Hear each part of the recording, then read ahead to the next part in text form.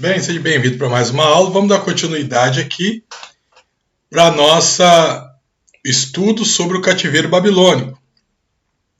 Se você está gostando desse conteúdo, inscreva para a gente aí, compartilhe, curta esse material e também comente com seus amigos para que eles possam ter acesso a isso aí também, tá? Isso nos ajuda bastante. A gente já aprendeu acerca do Reino Unido, como se deu divisão, o porquê dos nomes, né? Falamos sobre a queda do Reino do Norte e já começamos a falar do Reino de Judá. Porém, a gente aprendeu sobre a genealogia e como Jesus se encaixa nisso aí. Hoje nós vamos falar especificamente do Reino de Judá para poder chegar lá no Império Babilônico, né? Então, os reis de Judá, que era o Reino do Sul. Ao contrário do Reino do Norte, os reis de Judá vão ter mais reis que fazem o que era bom aos olhos de Deus. Não são todos, mas nós vamos ter mais reis que agradavam a Deus. Lembrando que quando a palavra fala fizeram o que era bom aos olhos do Senhor, não está querendo dizer que eles fizeram literalmente um bom governo. Está querendo dizer que eles levaram o povo a adorar a Deus, tá? Os reis de Judá são descendentes diretos do rei Davi.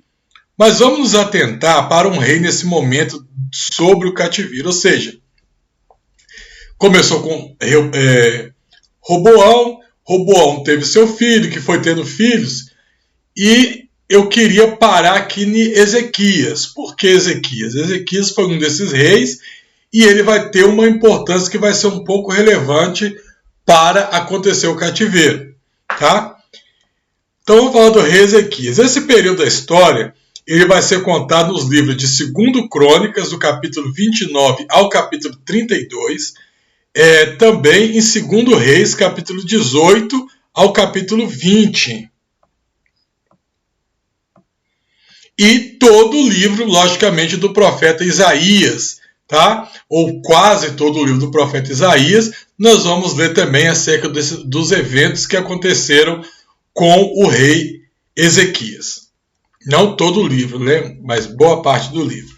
Ao contrário do Reino do Norte, os reis de Judá, eles vão ter... Aqui eu repeti o quadro. Então vamos para cá. O rei Ezequias. Depois que a Assíria derruba o Reino do Norte, ela vai até o Reino do Sul também.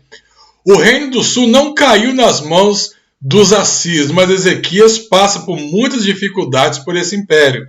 Durante esse reinado, o rei da Síria tenta tomar também o reino de Judá, mas assim como tinha feito com o reino de Israel. Mas, através de um milagre de Deus, a Assíria ela teve que recuar. Então, o que acontece? Quando o rei Ezequias ele assume o trono, ele já chega quase que no final, no entornar da água transbordar no copo. O rei Oséias ele era rei sobre o reino do norte, que era o rei de Israel, e Ezequias ele assume o trono do reino de Judá. Então a Síria derruba lá o reino do norte e passa algum tempo que ela se organiza, ela vem para derrubar o reino do sul, que era o reino de Judá. E naquele momento, a palavra fala que Ezequias teve medo.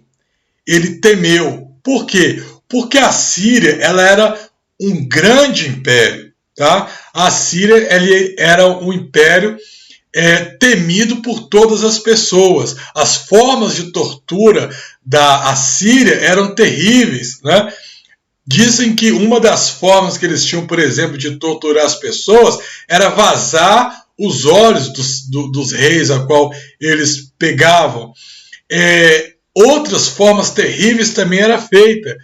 Dizem que o rei Sargão II, que foi um dos reis da Síria, antes de Senaqueribe, só a cidadela real era 20 vezes maior do que o reino de Judá, ou a cidade de Jerusalém. Tá? Então era terrível aquele reino. Ele punha medo pelo seu tamanho, pelo seu império, pela sua força militar. As pessoas tinham medo e eles não tinham pena, não tinham dó de ninguém. Então, era comum que um reino pequeno, como o reino de Judá, Ezequias assumindo agora essa posição, ele tivesse medo, ele viesse temer. E Ezequias ele ficava também no meio, porque ele tinha de um lado a Síria, que era um império tremendo se levantando, ele tinha daquele mesmo lado um pouco mais ao sul a Babilônia, que daqui a pouquinho já ia se despontar, e ele tinha do outro lado o Egito, e ficava um brigando contra o outro e Israel no meio. Israel era importante por causa disso, a nação de Judá. Então Ezequias ele teme, mas a palavra fala que através de Isaías ele ouve uma orientação de Deus que não era para temer esse povo, não era para temer o rei Senaqueribe, porque Deus iria batalhar a favor de Israel, né? E a palavra diz que Ezequias ele ora ao Senhor, ele rasga suas vestes, ele leva o povo a se consagrar, a orar a Deus, e o rei Senaqueribe, inclusive, estava blasfemando contra Deus, estava falando mal contra a nação de Judá e contra o Deus de Judá. E eles falavam mal em hebraico, na própria língua do povo de Israel, para querer fazê-los temer, desanimar, amedrontar e serem invadidos. Só que a palavra diz que, como o povo ora, consagra e coloca a vida na presença de Deus, Deus envia um anjo só. E esse anjo ele vai ao exército do rei Senaqueribe, que era o rei da Síria, e mata 185 mil pessoas em uma noite. Quando eles acordam, que eles veem toda aquela situação, a palavra diz que eles recuam, eles voltam para trás, e Israel tem vitória. Mas teve um porém. Ezequias ele recebe a vitória nesse momento. Mas a história posterior conta que ele continua sofrendo pressão da Síria e sofrendo pressão do Egito. E que ele, Ezequias, ele, por medo dos assírios que continuavam sendo uma ameaça constante, recuaram, mas não desistiram, né? A história conta que Ezequias ele acaba se rendendo a um deles. Vamos ver aqui mais para frente. Então, se olharmos na arqueologia, descobrimos que Ezequias provavelmente acabou se tornando um vassalo do rei do Egito.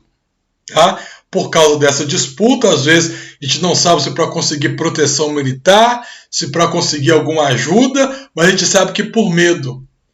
Ele mesmo vendo tudo o que Deus fez, ele acabou se rendendo ao Egito por medo do Império Assírio.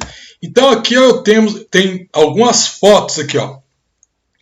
Essa foto ela é uma foto que foi encontrada na arqueologia, conseguiu encontrar esse anel.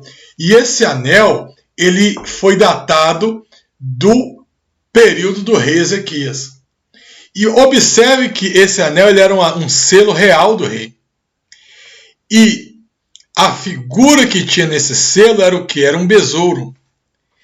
E esse besouro, ele era um símbolo egípcio.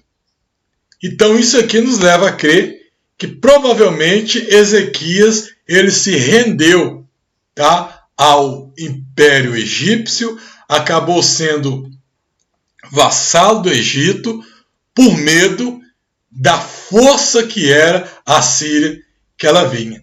Ou seja, a Síria derrotou o Reino do Norte, né? A Síria acaba com tudo, leva os samaritanos para lá, que os irmãos já ouviram, a gente já estudou sobre o que aconteceu com os samaritanos. Mas ela não parou por aí, e ela tenta derrubar ainda o Reino do Sul. Ela tem uma queda, tá? Ela tem uma queda porque o povo, Ezequias coloca o povo para orar, para jejuar, e Deus ele intervém, né? Mas continua insistindo. Então, quando o rei Ezequias passa, levanta-se um outro rei. E esse rei que levanta foi filho de Ezequias, foi o rei Manassés. Aí olha o que a Bíblia vai falar sobre Manassés. Segundo Reis, capítulo 21, no versículo 3 ao 7, está assim, ó. Porque tentou edificar os altos que Ezequias, seu pai, tinha destruído. Ele tornou a reedificar. Levantou altares a Baal. Fez um bosque como o que fizera Acabe.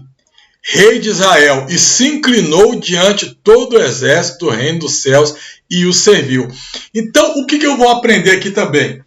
Quando eu leio aqui que Manassés, ele reinou e ele edificou, tornou a edificar altares que o seu pai tinha destruído, eu estou aprendendo aqui que ele continuou a desobedecer a Deus. Lembra que eu falei que quando Josafá faz aquela aliança com Acabe, resulta na vinda de Atalia para o reino do norte, para o reino do sul, para o reino de Judá? Pois é, então Atalia ela vem para o reino do sul e o povo começa a adorar Baal também no reino do sul. Então, mesmo quando havia uma grande reforma, mesmo quando Deus levantava reis em Israel, em Judá, para destruir todos aqueles altares, ainda tinha adoradores de Baal. É o joio no meio do trigo. Sempre vai haver no meio do povo de Deus aquelas pessoas que estão ali, mas a serviço do diabo. Estão na igreja, mas não se converteram. Então, um exemplo disso foi o rei Manassés. Ele não tinha se convertido. E a primeira oportunidade que ele teve de reinar, o que ele vai fazer? Ele vai reconstruir os altares a Baal. Ele fez um bosque, como Acabe fez lá no reino de Israel. E ele se inclinou. Ou seja, ele fez ídolos, postes ídolos, fez altares e colocou em Israel, em Judá. Só que ele fez mais. Aqui está assim, ó. E ele se inclinou diante de todo o exército dos céus e o serviu. Esse exército dos céus gera uma referência a deuses que não eram os deuses de Sidom, de Tiro, não eram os deuses relacionados a Baal. Deuses do céu gera uma referência a deuses dos assírios. Os assírios adoravam essas divindades, tá? Gera uma referência à adoração assíria. Então vamos continuar aqui. Edificou também, olha, na casa, ou seja, no templo do Senhor, do qual o Senhor tinha falado, em Jerusalém porém o meu nome. Mas o que Manassés fez? Ele edificou altares a todo o exército dos céus em ambos os átrios da casa do Senhor, e fez passar o seu filho pelo fogo. Ou seja, Manassés, ele, além de ser um adorador de Baal e do seu exército, daqueles deuses, ele passou a adorar também as divindades assírias, dos deuses dos assírios. E ele pegou essas imagens de esculturas dos deuses dos assírios e colocou no meio do templo de Jerusalém, no pátrio ali, no átrio que havia na casa de Deus para atividades relacionadas ao serviço do templo. Manassés agora coloca ali altares aos deuses pagãos dos assírios, né? Ele, lá dentro do templo, ele coloca objetos pagãos misturados com as coisas de Deus. Então, aonde tinha ali objetos como o candeeiro ou candelabro, a mesa da proposição, o altar do sacrifício, Manassés mistura as coisas de Deus com as coisas pagãs dos deuses dos assírios. E ele também fez passar o seu filho, ou seja, ele sacrificou o próprio filho, um dos próprios filhos, no fogo, porque isso era um costume, tá, pagão, tanto de Baal, mas quanto dos assírios. E Manassés, ele faz isso. Aqui, ó, adivinhava pelas nuvens, era agoreiro, ele ordenou adivinhos e feiticeiros, tudo aquilo que era proibido já na lei de Moisés. E prosseguiu em fazer o que era mal aos olhos do Senhor para provocar a ira. E também pôs uma imagem de escultura do bosque que tinha feito na casa de que o Senhor Deus dissera a Davi e a Salomão: nessa casa em Jerusalém que escolhi de todas as tribos de Israel, porei o meu nome para sempre. Por que Manassés fez isso? Então, ele fez isso porque ele foi lá na Síria e fez uma aliança com os assírios. Olha que interessante. Manassés, ele achando que estava sendo um grande estrategista político, ele achando que unindo aos assírios, ele estava preservando o seu povo. Ele pensava que ele unindo essa grande nação, ele ia evitar essa nação de tomar Israel, de tomar o reino de Judá. Ele pensava que ele fazendo isso, ele seria aquele rei que entraria para a história, ao passo que o reino do norte caiu nas mãos dos assírios. Ele pensava que ele comprando a ideia e se tornando um vassalo dos assírios, né, o seu reino, o reino de Israel, ia permanecer ileso. Mas não sabia ele que ele estava profanando e ele estava jogando no chão toda a tradição, toda a cultura do seu povo judeu. Tudo aquilo que Deus vinha instruindo Moisés desde lá do deserto, e Moisés ele foi instruindo ao povo e foi passando de filho para filho, de sacerdote para sacerdote. Manassés agora chega e destrói tudo, derrota tudo, acaba com tudo e profana tudo como se aquilo fosse simplesmente objetos inúteis. Tá? Ele pega os objetos da casa de Deus, que representava a presença de Deus ali, e mistura com outras coisas. Né? E percebemos que isso é tão sério, porque hoje isso acontece. Quantas vezes você não tem lido aí em manchetes, em noticiários, sobre crentes, servos de Deus, que têm pegado utensílios sagrados, coisas sagradas da doutrina cristã, tá? E tem feito de chacota nas redes sociais, tem pegado coisas da doutrina cristã e tem feito de chacota no próprio meio evangélico, e depois saem rindo, se engrandecendo, achando que são superiores àquelas coisas. Né? Uma das coisas mais sagradas que existe dentro da cultura cristã hoje é a Santa Ceia, porque a Santa Ceia é onde você representa o corpo e o sangue de Jesus. E quando você participa da Santa Ceia, é como se nós estivéssemos renovando a comunhão com Jesus, né? Para passarmos mais um mês na presença de Deus. E quantas vezes você já ouviu noticiários aí das pessoas profanando a Santa Ceia, deixando políticos participarem da Santa Ceia simplesmente por intuitos políticos, pessoas que nem aceitaram Jesus como Salvador, nem sabem o que é aceitar Jesus como Salvador. Quantas pessoas têm esnobado da Santa Ceia? Quantas pessoas têm acrescentado bebidas alcoólicas na Santa Ceia e ainda falando que a palavra de Deus nos autoriza a fazer isso? Tá? Quantas pessoas têm esnobado de coisas como, por exemplo, a doutrina dos dons espirituais? Que você, às vezes, crente, servo de Deus, passa, às vezes, uma eternidade orando, pedindo a Deus para que Deus te batize com dons do Espírito Santo. Aí Deus te batiza com uma frase ou uma palavra, e você vai orando ao Senhor, orando para que Ele tenha misericórdia, e com o passar dos anos, Deus vai aumentando aquelas frases para você.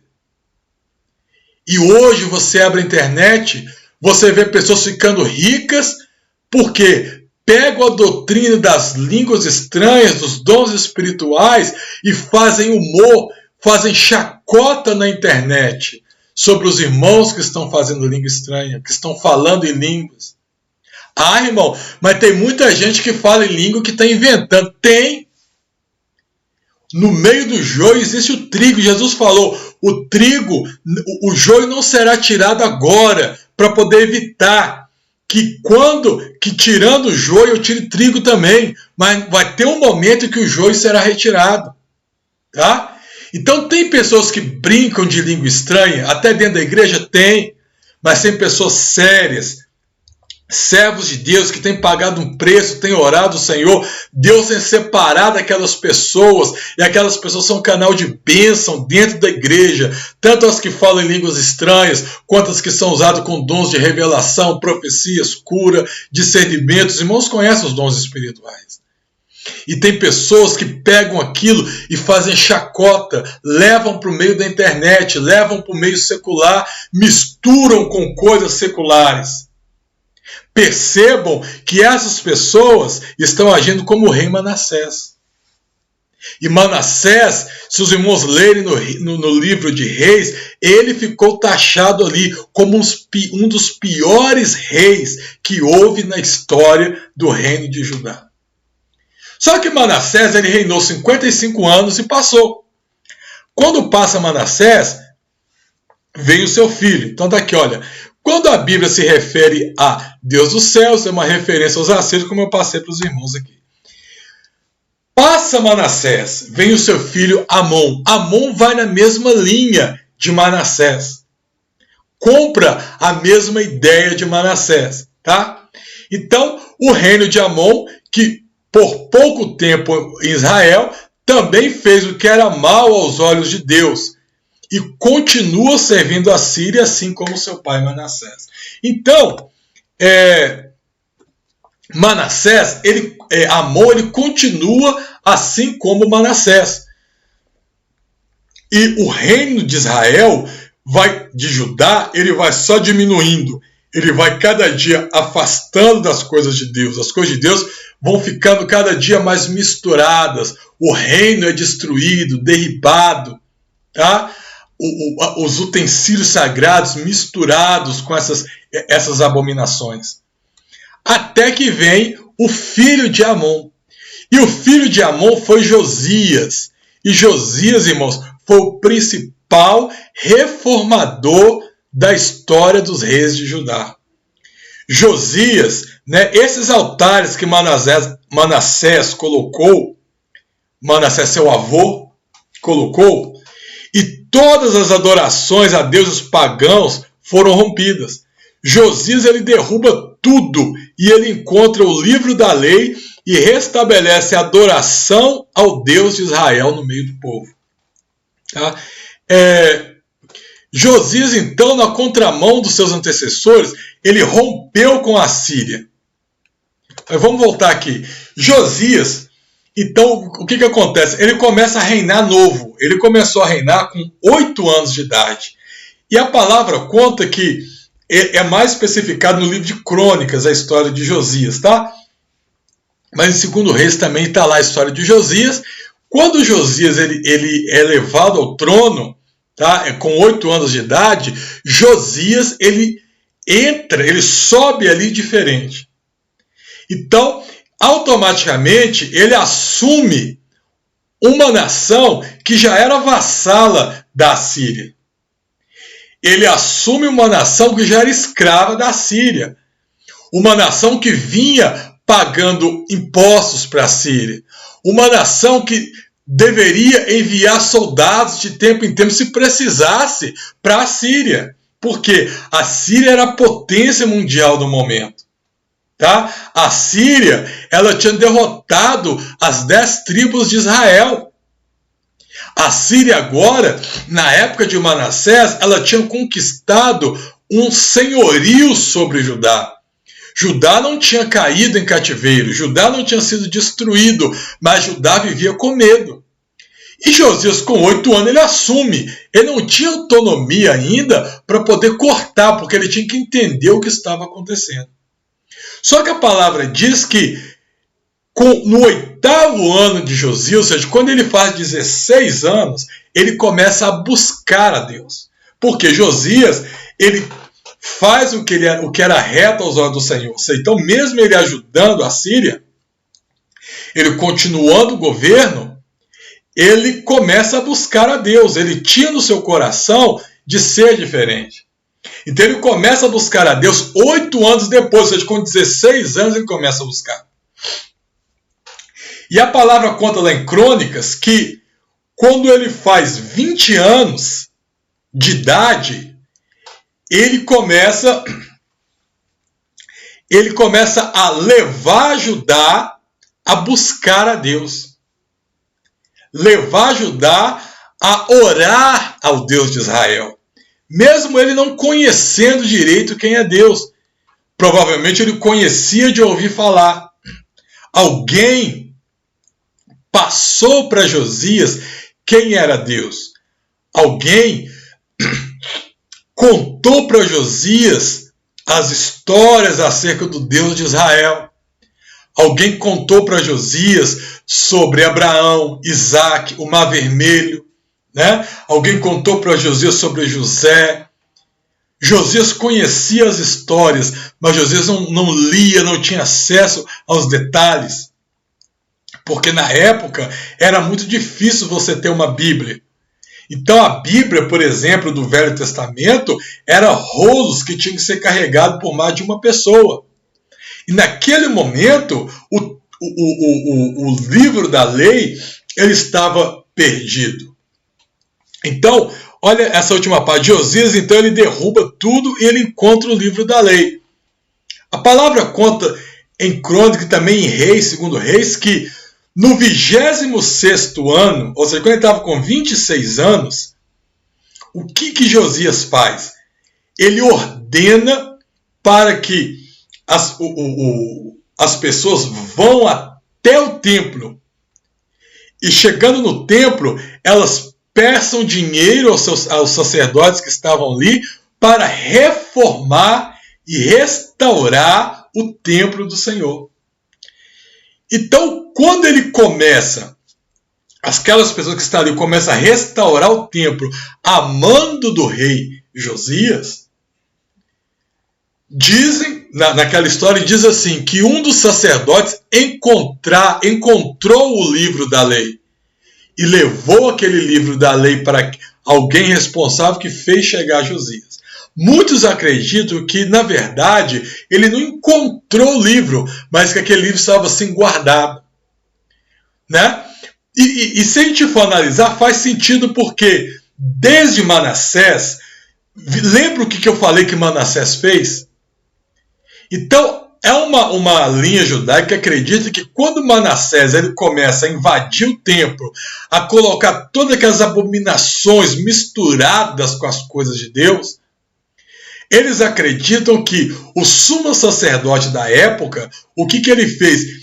Ele pegou o livro da lei do Senhor, tá? Ele pega a Bíblia, vamos dizer assim, e ele escondeu. E aquilo vira um segredo que só o sumo sacerdote sabia. E aquele segredo, ele seria transferido de pai para filho, ou de sumo sacerdote a sumo sacerdote, até o momento em que houvesse um rei, que Deus os orientasse que aquele rei queria restaurar a sua palavra. Então, quando Josias manda aquela pessoa ali, Josias não foi uma pessoa que simplesmente do nada quis fazer. Eles estavam observando Josias. E eles sabiam que Josias, desde os 16 anos, estava trabalhando em buscar intimidade, em conhecer a Deus, em buscar a Deus. Quando Josias manda essas pessoas lá com 26 anos, tinha pelo menos 10 anos que Josias buscava a Deus, que Josias levava o povo a consagrar a Deus, mesmo sem entender. Então eles entendem, olha, agora eu acho que esse rei, eu posso levar a palavra para ele. Eu posso apresentar para ele a palavra. Então eles pegam e chegam para esse rei e falam, olha, encontrei, entendeu? O livro da lei. Josias tem acesso a esse livro. A palavra diz que Josias leu o livro da lei, uma referência provavelmente à Torá, né? E quando Josias lê esse livro, ele rasga suas vestes, ele se humilha perante Deus, porque ele vê a distância que o seu povo está de Deus. A queda, o declínio espiritual que o seu povo está. E ele entende que é por causa disso que o povo estava na mão dos assírios. Por causa disso que Israel caiu. O reino do norte foi destruído, estava sem reis. Né? Por quê? Porque o povo estava desobedecendo, estava ali na frente dele. E ele entende que a solução para se livrar dos assírios, tá, não era brigas políticas. A solução não era fazer acordos políticos, mas a solução era o quê? Era levar o povo a restaurar a adoração, a voltar a buscar ao Deus de Israel, e Deus, assim como tinha feito na época dos juízes, Deus ia fazer naquele momento. Porque na época dos juízes, sempre levantava um, e Deus, sem ter rei, Deus levantava um juiz e trazia o socorro para o povo. Então, Josias leva o povo a adorar a Deus. Josias conduz o povo a uma adoração. E foi a maior restauração que houve. Ele leva o povo a celebrar a Páscoa. Porém, nesse período, vai acontecer algo muito interessante. Que é aqui, ó. Josias, então, na contramão dos seus antecessores, rompeu com os assírios. Parou de pagar tributo para eles, e durante o seu reinado ele leva o povo a purificar e a buscar a Deus. Né? Durante o reinado da Babilônia, o seu reinado, a Babilônia então já estava crescendo como império e começava a pressionar a Síria, que era o império atual. Os persas também estavam pressionando a Síria para derrubá-la. E isso fez com que a Síria concentrasse ali os seus esforços para se proteger, e com isso ela começou a enfraquecer. Ou seja, a Babilônia, não sei se eu coloquei, aqui olha, aqui eu tenho um mapa do período antigo que retrata a Babilônia. Então, observe aqui esse verde, isso aqui era o Império Babilônico que estava crescendo. Aqui, olha, eu tenho o Império da Síria, tá?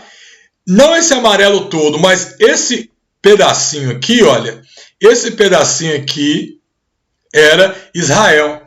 Então observa onde estava o Egito. O Egito estava aqui, ó. Esse amarelo aqui era o Egito.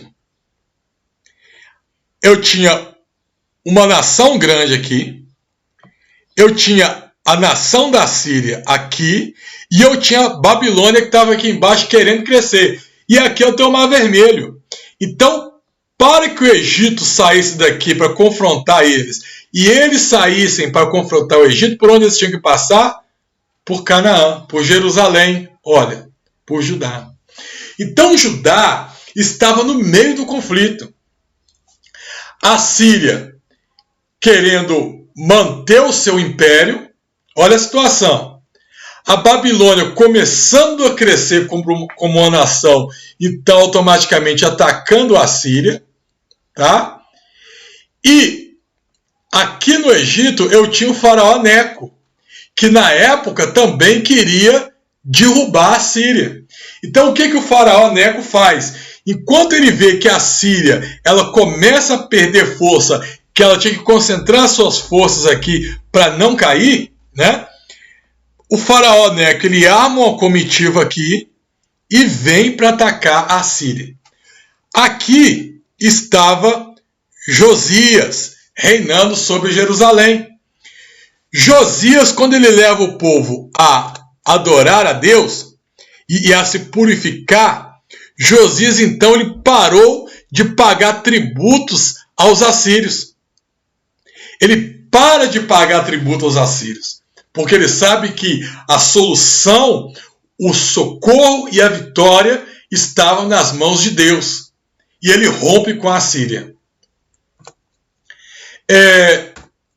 Neco, então, ele era faraó do Egito. Nesse momento, Neco, que também estava se sentindo intimidado pela Babilônia, resolve subir contra a Síria que estava se enfraquecendo.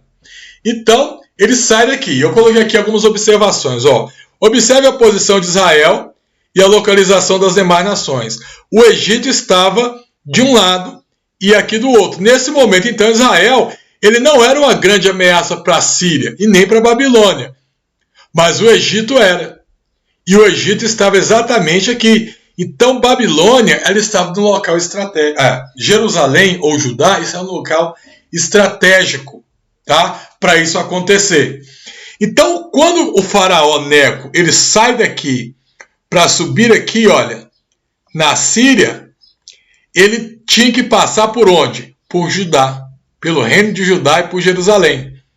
Nesse momento, o rei Josias, que havia se já rompido com a Síria, havia parado de pagar impostos para a Síria,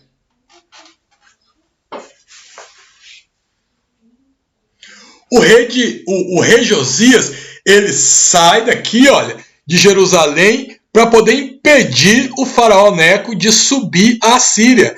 Então ele arma aqui o seu exército e vai ao encontro do faraó Neco, para impedir que ele subisse até a Síria. Porque ele não sabia ao certo se realmente o faraó Neco ia ajudar a Síria ou se ele ia lutar contra a Síria. Porque, na verdade, eram interesses políticos que estavam ali. Então, Josias ele tenta parar Neco, impedir que ele vá até a Síria, mas ele não consegue e ele acaba morrendo nas mãos do faraó Neco. E os seus súditos levam seu corpo de volta para Jerusalém. Essa história vai estar aqui, ó, 2 Reis, capítulo 23, versículo 29 e versículo 30.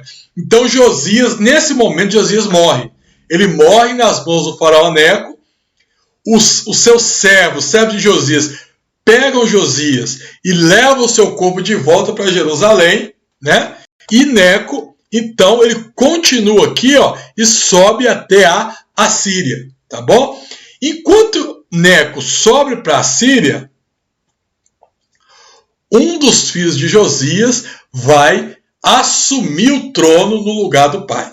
Tá? Só que sobre os filhos de Josias, nós vamos falar então no nosso próximo encontro. Porque agora, veja o cenário. O Egito já partiu para guerrear, já partiu para a guerra, e ele passa por Jerusalém e ele mata Josias, que foi o grande promovedor da restauração do reino de Israel. Ele vai em direção à Síria. A Síria, que era o grande império, está enfraquecendo. Babilônia está crescendo como um futuro império. O império atual está enfraquecendo. O império passado, que é o Egito, está indo para lá. E nesse momento de grande conflito entre os três impérios, em que a Babilônia ia se destacar, e Josias foi morto, entre cena os filhos de Josias. Eles vão reinar em meio a essa bagunça. Então nós vamos comentar isso na próxima aula, que nós vamos falar como se deu o reinado dos filhos de Josias, né, e como Babilônia vai chegar então até Jerusalém para poder causar o cativeiro o cativeiro do povo de Jerusalém. Eu espero que vocês tenham entendido até aqui. Eu estou dividindo isso em para poder ficar bem explicado com referências bíblicas aqui, né? Para ficar bem explicado e a gente entender bem, porque é um assunto muito complexo isso daqui, né? Se tiver dúvidas, pode me perguntar, que se eu souber, eu estarei respondendo. Se eu não souber também, vou estar correndo atrás. Se for uma dúvida também que eu mesmo correndo atrás não achar, eu vou falar, não sei. Aí vocês procuram por outras fontes aí. Mas o importante é que eu agucei a curiosidade para vocês correrem atrás e aprenderem mais acerca dessa obra aí, desse acontecimento que foi muito importante, tá bom? Deus abençoe, fique com Deus então e até a próxima aula.